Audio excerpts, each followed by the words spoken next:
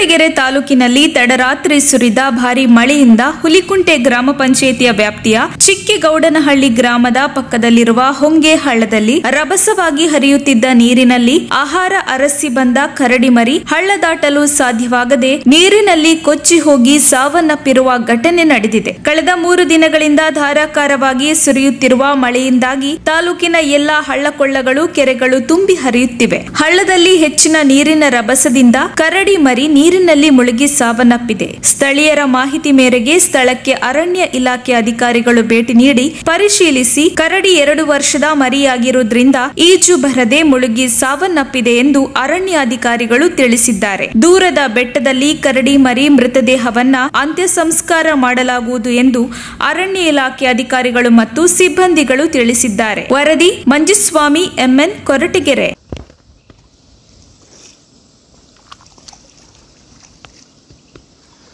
ಹಿಂಗೆ ಬಂದದ್ದು ಕೊಚ್ಕೊಂಡು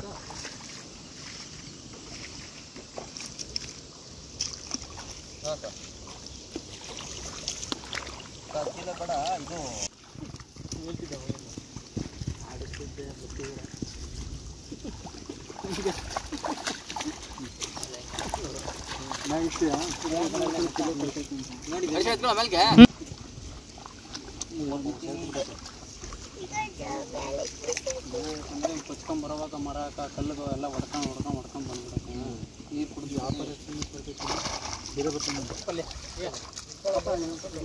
ಬಾರೋ ಏನಾಗಲ್ಲ ಬಾರೋ ಸತ್ತಿದ್ರೆ ಬರ ಏನು ಮಾಡಲ್ಲ.